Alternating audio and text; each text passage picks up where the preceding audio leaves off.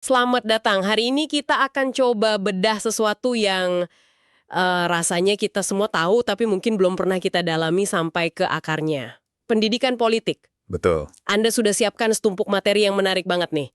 Ada dokumen akademi soal fungsi ideal partai politik. Ya? Ada artikel juga tentang kenapa anak muda sering merasa politik itu, bukan urusan gue. Dan yang paling relevan sekarang ada riset mendalam tentang bagaimana algoritma media sosial, bahkan AI seperti ChatGPT, mulai ikut campur dalam demokrasi kita. Betul. Jadi, misi kita hari ini sebenarnya simple. Kita mau coba jawab satu pertanyaan besar. Secara hukum, kan partai politik itu seharusnya mendidik kita. Seharusnya ya. Tapi di era sekarang, di tengah banjir informasi, TikTok, dan filter bubble, siapa atau apa yang sebenarnya jadi guru politik kita? Nah, kita akan jelajahi jurang antara idealisme di atas kertas itu dengan kenyataan yang, jauh lebih rumit. Baiklah, mari kita langsung masuk. Kalau kita bicara soal partai politik, menarik sekali ya melihat asal katanya. Sumber Anda ini menjelaskan kata partai itu dari bahasa Arab al-hizb. Artinya ternyata simple aja, sekelompok pendukung. Betul, kelompok dengan cita-cita yang sama. Sementara politik dari Yunani, polis atau negara kota.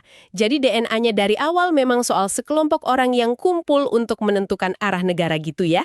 Tepat.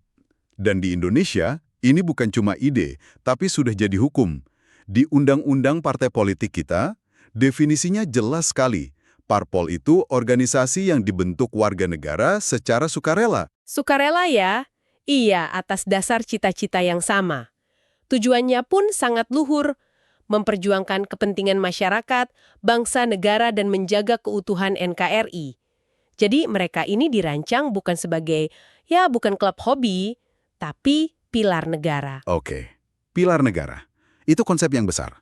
Lalu, apa persisnya yang harus mereka lakukan sebagai pilar itu? Sumber Anda mengutip undang-undang yang menjabarkan 5 fungsi utama. Betul, ada 5. Bisa kita bedah satu persatu? Tentu. Fungsi pertama, dan ini yang paling penting buat obrolan kita, adalah pendidikan politik. Pendidikan politik. Iya, untuk anggota dan masyarakat luas. Kedua, menciptakan iklim yang kondusif. Ketiga, menyerap dan menyalurkan aspirasi masyarakat. Oke. Keempat, jadi sarana partisipasi politik. Dan yang kelima, melakukan rekrutmen politik. Alias mencari dan menyiapkan orang untuk mengisi jabatan publik. 4 pemahaman politik yang baik, 4 fungsi lainnya itu nggak akan jalan efektif. Masuk akal. Gimana masyarakat bisa menyalurkan aspirasi kalau mereka nggak paham isunya? Gimana mereka bisa partisipasi kalau nggak tahu caranya? Jadi pendidikan politik ini fondasinya. Oke, akademisi Meriam Budiarjo bahkan punya istilah yang keren untuk fungsi penyaluran aspirasi itu. Interest aggregation dan interest articulation. Wah, kedengerannya rumit. Itu artinya apa tuh dalam bahasa sehari-hari? Gini deh, bayangin di masyarakat itu ada jutaan suara, keluhan, ide, macam-macam, dan seringkali bertentangan. Berisik banget kan? Iya, betul. Nah, tugas parpol idealnya adalah jadi semacam prosesor sinyal. Mereka menyerap semua kebisingan itu, ini yang namanya interest aggregation. Oke, menyerap dulu semuanya. Betul. Lalu mereka mengolahnya, merumuskannya jadi usulan kebijakan yang jelas dan koheren. Ini yang disebut interest articulation. Mereka mengubah curhatan di warung kopi menjadi pasal-pasal dalam undang-undang. Seharusnya begitu. Sebuah prosesor sinyal dari masyarakat ke pemerintah. Betul. Saya suka analogi itu. Nah, salah satu sumber utama Anda secara spesifik membahas bagaimana ideologi, dalam hal ini Islam, ikut membentuk cara kerja prosesor sinyal ini. Betul. Ini menarik karena seringkali ada anggapan politik dan agama itu harusnya dipisah. Benar. Dan sumber Anda menawarkan perspektif yang berbeda. Dikutip di sana pandangan Abdul Qadir yang menyatakan bahwa dalam perspektif Islam, politik itu justru alat. Alat? Alat untuk mencapai kemaslahatan umat. Konsep berkelompok untuk tujuan bersama, atau hizb, bahkan disebut dalam Al-Quran. Misalnya di surat Al-Ma'idah ayat 56, ada istilah Hizbullah, atau Partai Allah. Oh, jadi idenya sendiri punya landasan teologis ya? Ya, punya akar yang kuat. Jadi apa yang membedakan partai politik Islam dengan yang lain menurut sumber ini? Apa cuma labelnya aja? Lebih dalam dari itu. Sumber Anda mengidentifikasi ciri-ciri khasnya. Intinya, Mulai dari program perjuangan, landasan hukum internalnya, ADRT-nya, Semuanya? ya, sampai visi misinya. Semuanya itu berakar pada Al-Quran, Sunnah, dan Syariah. Basis pendukungnya pun mayoritas Muslim. Disebutkan contoh seperti Masyumi di masa lalu, atau PKS, PPP, dan PBB di era sekarang. Oke, jadi kita sudah punya gambaran idealnya, partai politik sebagai pendidik dan prosesor sinyal, entah itu yang berbasis nasionalis atau religius. Betul. Sekarang mari kita hadapkan idealisme itu dengan kenyataan. Sumber Anda dari Kompasiana menyoroti masalah besar di kalangan anak muda. Kenapa mereka seringkali alergi dengan politik? Nah, ini dia. Ada beberapa alasan utama yang diangkat di sana. Pertama, persepsi.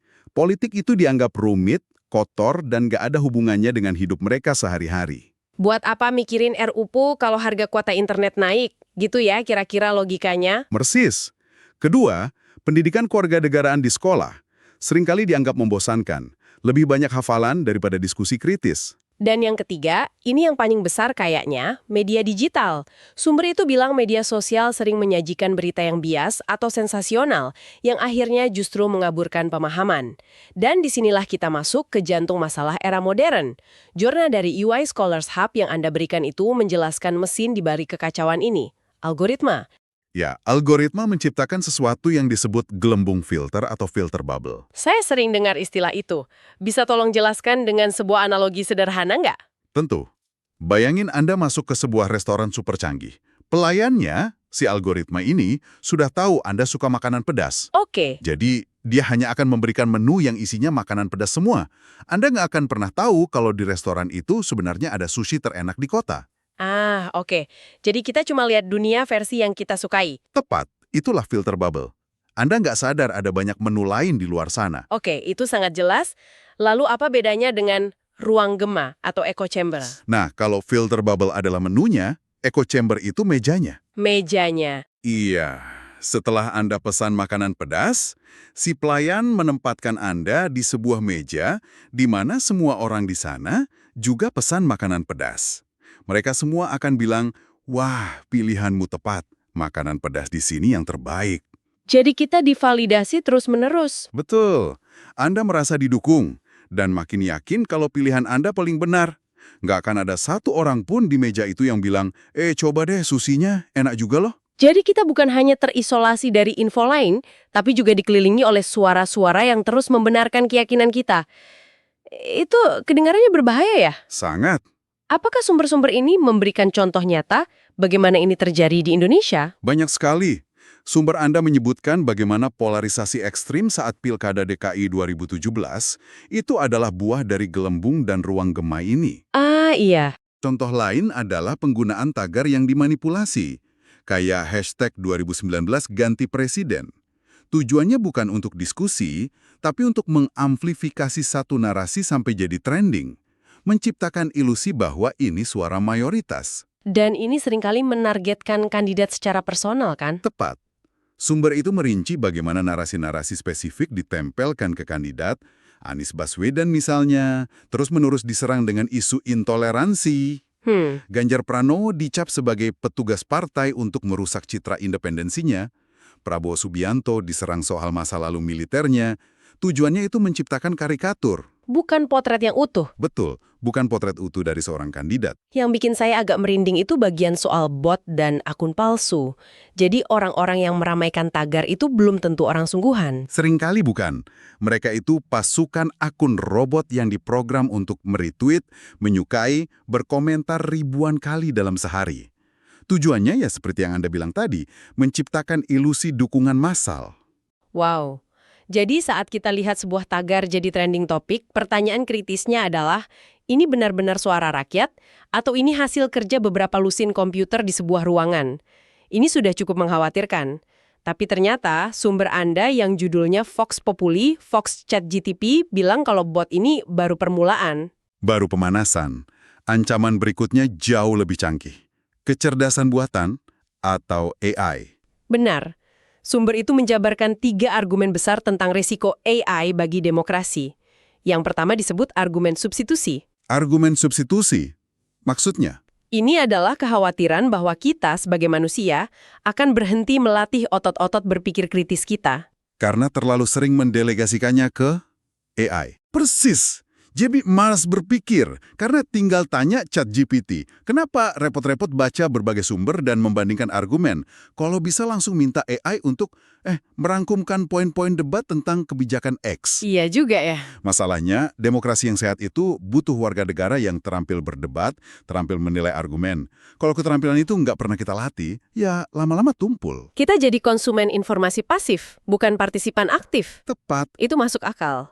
Lalu argumen kedua? Yang kedua adalah argumen otentisitas. Coba bayangkan sebuah masa depan di mana pidato politik, artikel opini, bahkan jutaan komentar di media sosial, semuanya bisa dibuat otomatis oleh AI. Oke. Gimana kita bisa bedain mana opini yang lahir dari pemikiran tulis seorang warga dan mana yang merupakan produk kampanye otomatis berskala industri? Ini mengikis fondasi wacana publik yang otentik. Dan yang terakhir, yang kayaknya paling menakutkan, adalah argumen fakta. Ini yang paling berbahaya. AI dalam kondisinya saat ini bisa berhalusinasi. Dia bisa menciptakan informasi, kutipan, bahkan sumber berita palsu yang terlihat sangat meyakinkan. Iya, saya pernah baca soal itu. Nah, sumber Anda mengutip proyeksi yang luar biasa. Pada tahun 2026, diperkirakan 90% konten di internet akan dibuat secara sintetis oleh AI. Tunggu. 90%? 90%. Itu berarti dalam beberapa tahun ke depan, hampir semua yang kita baca, lihat, dan dengar online, itu bukan lagi buatan tangan manusia. Itu jujur aja agak mengerikan implikasinya. Sangat mengerikan. Risiko misinformasi dan disinformasi akan meroket ke level yang belum pernah kita bayangkan. Membedakan fakta dari fiksi akan jadi tantangan sehari-hari yang luar biasa sulit. Jadi, kalau kita rangkum perjalanan kita hari ini, kita mulai dari sebuah ide yang sangat mulia, partai politik sebagai pendidik bangsa, sebagai jembatan aspirasi, ya? Tapi kemudian kita lihat bagaimana idealisme itu terkikis oleh apatisme, dan sekarang kayak dihantam tsunami oleh kompleksitas era digital. Tepat sekali. Proses pendidikan politik yang idealnya dialogis, rasional, dan mencerahkan, sekarang harus kompetisi langsung dengan algoritma yang dirancang untuk bikin kita marah dan terpolarisasi. Dan propaganda AI. Dan propaganda AI yang bisa memproduksi kebohongan dalam skala tak terbatas. Tantangan bagi parpol, dan tentu saja bagi kita semua sebagai warga negara. Jadi jauh lebih berat. Ini membawa kita ke sebuah pemikiran penutup untuk Anda renungkan, yang ditarik dari semua sumber ini. Semua materi Anda menekankan satu hal. Demokrasi yang sehat itu butuh warga negara yang terampil. Betul. Terampil berargumen, terampil berpikir kritis, terampil membedakan fakta dan fiksi. Ini bukan bakat alami, ini keterampilan yang harus dilatih. Pertanyaannya kemudian jadi sangat personal dan mendesak. Kalau partai politik terlalu sibuk berebut kekuasaan untuk benar-benar mendidik. Oke. Kalau sekolah mungkin belum cukup cepat beradaptasi dengan gempuran teknologi ini. Dan kalau media sosial justru dirancang untuk menumpulkan nalar kritis kita lewat ruang gema. Lalu, di mana dan bagaimana kita, sebagai individu, seharusnya berlatih jadi warga negara demokratis di zaman sekarang? Apakah gym untuk melatih otot-otot demokrasi itu kini menjadi tanggung jawab kita pribadi sepenuhnya? Dan jika ya, dari mana kita harus memulainya?